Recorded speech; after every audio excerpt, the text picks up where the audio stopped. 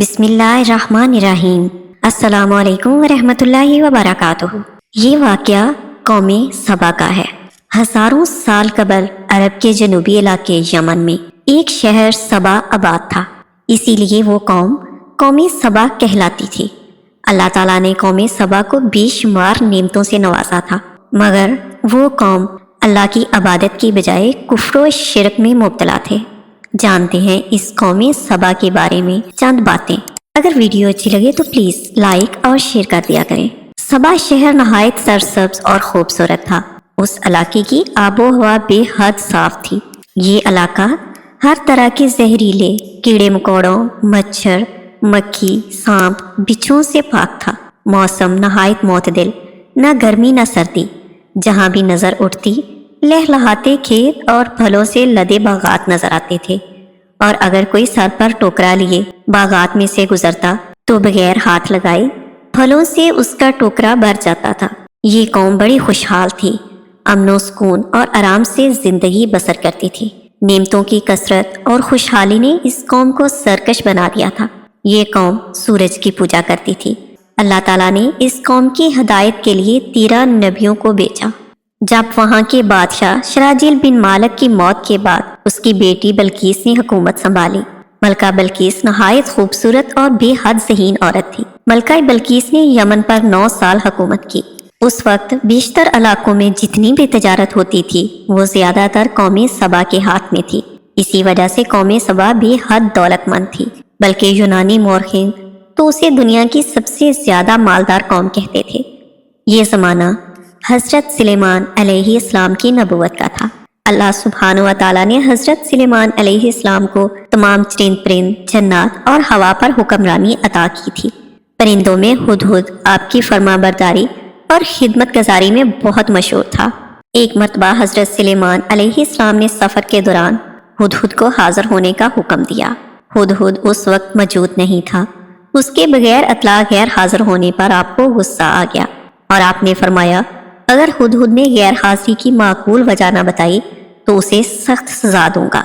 हुदहुद ने ही आप अलैहिस्सलाम को मुल्क सबा और मलका बल्कीस के बारे में खबर दी थी कि वो एक बहुत बड़े तख्त पर बैठकर हुकूमत करती है।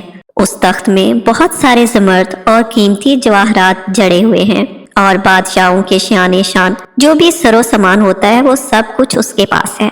मगर वो कौम सूरज और चांद सितारों की पूजा करती है। इब्लीस ने उन्हें राहे हक से रोक रखा है। अल्लाह ताला को सजदा करने की बजाय शिर्क करते हैं। इस खबर के बाद हज़रत सुलेमान अलैहिस्सलाम ने फरमाया कि अगर तुम सच्चे हो तो मेरा ये खत उस मलका तक पहुंचाओ, ताकि वो और उसकी कौम शिर्क से बाज आ जाए। और खत पहुंचाकर वहां बैठकर देखो कि वो मलका क्या करती है, और वापस आकर मुझे खबर करो। खत का मफहूम कुछ इस तरह था, अल्लाह ताला के नाम से शुरू जो बड़ा मेहरबान और रहम वाला है।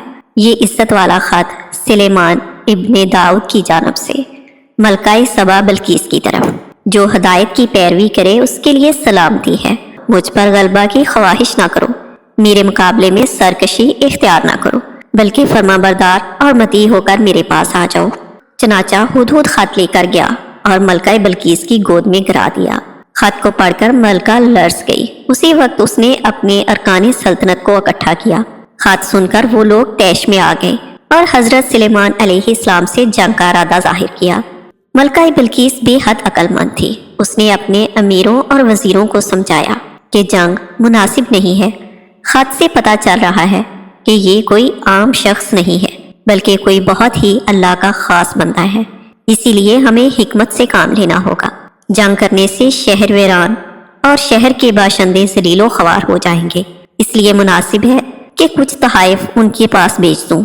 अगर वो तहाइफ कबूल करेंगे तो वो सिर्फ बादशाह हैं, तो फिर मैं जंग करूंगी, और अगर वो तहाइफ कबूल नहीं करेंगे तो वो अल्लाह के सच्चे नबी हैं, तो मैं उनकी पैरवी करूंगी। हुदहुद ने वापस आकर सारी बात हज़रत सुलेमान अलैहिस्सलाम को बता दी। हज़रत सुलेमान अलैहिस्सलाम ने जन्नात को हुक्म दिया कि शहर में दाखिल होने वाले तमाम रास्तों पर सोने चांदी की ईंटों का फर्श बिछा दिया जाए। दरबार को हीरे जवाहरात से जड़ दिया जाए। उमरा और वज़रा की नशिस्तों को सोने का बना दिया जाए। इधर मलका बल्कीस ने गुलाम और कनीज़े बेहतरीन लिबास और जेवरों से आरास्ता करके उन लोगों के साथ सोने की ईंटें اور بہت سے ہیرے جواہرات، مشک و عنبر اور ایک جڑاؤ تاج، ایک خط اپنے قاصد کے ساتھ بھیجا۔ جب وہ قاصد تمام سامان، غلام اور کنیزوں کو لے کر دربار میں حاضر ہوا تو دربار دیکھ کر بہت شرمندہ ہوا۔ حضرت سلیمان علیہ السلام نے غضبناک ہو کر قاصد سے فرمایا، کیا تم لوگ مال سے میری مدد کرنا چاہتے ہو؟ تو جو مجھے میرے اللہ نے دیا ہے وہ بہتر ہے اور اس سے کہیں زیادہ ہے جو تمہیں دیا ہے، اسی لیے اپنے تحائف کے ساتھ واپس چلے جاؤ اور اپنی ملکہ سے کہنا ہمارا انتظار کرے، ہم ایک زبردست لشکر کے ساتھ آئیں گے۔ جب قاصد نے واپس آ کر ملکہ بلقیس کو سارا ماجرا سنایا تو ملکہ بلقیس نے حضرت سلیمان علیہ السلام کے دربار میں حاضر ہو کر عطیت کا فیصلہ کر لیا، اور حضرت سلیمان علیہ السلام کا دربار اور یہاں کے عجائبات کا سن کر اس کو یقین آ گیا کہ حضرت سلیمان علیہ السلام اللہ سبحانہ و تعالیٰ کے نبی برحق ہیں اور ان کی سلطنت اللہ تعالیٰ ہی کی طرف سے ہے۔ حضرت سلیمان علیہ السلام کو جب ملکہ کی عطیت کی خبر ملی تو آپ علیہ السلام کے دل میں خواہش پیدا ہوئی کہ ملکہ بلقیس کے یہاں آنے سے پہلے ہی اس کا تخت دربار میں آ جائے۔ چنانچہ آپ نے اپنے درباریوں سے فرمایا کہ میں چاہتا ہوں ملکہ سبا کے یہاں پہنچنے سے پہلے اس کا شاہی تخت اس دربار میں موجود ہو۔ دربار میں موجود ایک جن نے کہا، اس سے پہلے کہ آپ دربار برخاست کریں میں تخت لا سکتا ہوں۔ جن کا دعویٰ سن کر ایک انسان جس کا نام آصف بن برقیہ بتایا گیا ہے، اس نے کہا، میں آپ کی پلک جھپکنے میں ملکہ کا شاہی تخت آپ کی خدمت میں پیش کر سکتا ہوں، میرے پاس اللہ کی کتاب کا علم ہے۔ چنانچہ یوں ہی حضرت سلیمان علیہ السلام نے پلک جھپکی تو دیکھا کہ دربار میں ملکہ سبا کا تخت موجود ہے۔ ملکہ بلقیس کا شاہی تخت 80 گز لمبا اور 40 گز چوڑا تھا، جو سونے چاندی اور طرح طرح کے جواہرات اور موتیوں سے آراستہ تھا۔ شاہی دربار میں رکھے ہوئے تخت پر حضرت سلیمان علیہ السلام نے تبدیلی کرنے کا حکم دیا۔ حضرت سلیمان علیہ السلام نے کہا، میں دیکھنا چاہتا ہوں کہ ملکہ بلقیس یہ دیکھ کر حقیقت کی راہ پاتی ہیں یا نہیں۔ جب ملکہ بلقیس حضرت سلیمان علیہ السلام کی خدمت میں آئی تو اس سے پوچھا گیا کہ آپ کا تخت ایسا ہی ہے؟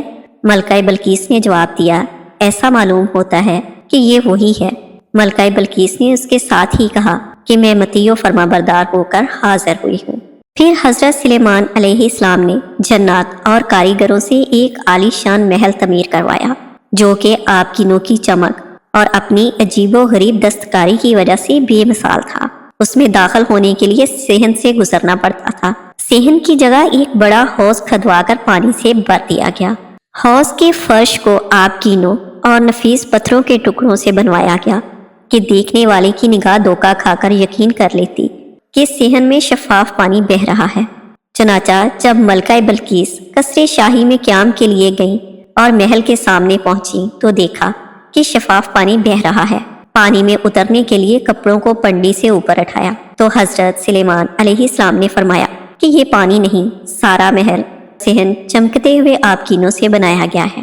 شرم سے ملکہ کی آنکھیں جھک گئیں اور ندامت سے سر جھکا لیا۔ ملکہ نے نادم اور شرمسار ہو کر بارگاہ الہی میں اقرار کیا کہ اے میرے پروردگار، ماں سوائے اللہ کی پرستش کر کے میں نے اپنے نفس پر بڑا ظلم کیا، مگر اب سلیمان کے ساتھ ہو کر صرف ایک خدا پر ایمان لاتی ہوں جو کہ تمام کائنات کا پروردگار ہے۔ حضرت سلیمان علیہ السلام نے ملکہ بلقیس کو اپنے دین کی دعوت دی تو اس نے نہایت ہی اخلاص کے ساتھ اسلام قبول کیا۔ پھر حضرت سلیمان علیہ السلام نے ملکہ بلقیس سے نکاح کر کے اس کو اپنے محل میں رکھ لیا۔ اللہ تعالی ہم سب کو برے وقت اور بری گھڑی سے بچائے، آمین۔ اگر ویڈیو اچھی لگے تو پلیز لائک اور شیئر کر دیا کریں اور میرے چینل کو سبسکرائب کرنا مت بھولیے گا۔ اللہ تعالی ہم سب پر اپنی رحمتوں کی بارش کرے اور ہمیں اپنے حفظ و امان میں رکھے اور دنیا اور آخرت کے عذاب سے بچائے، آمین ثم آمین۔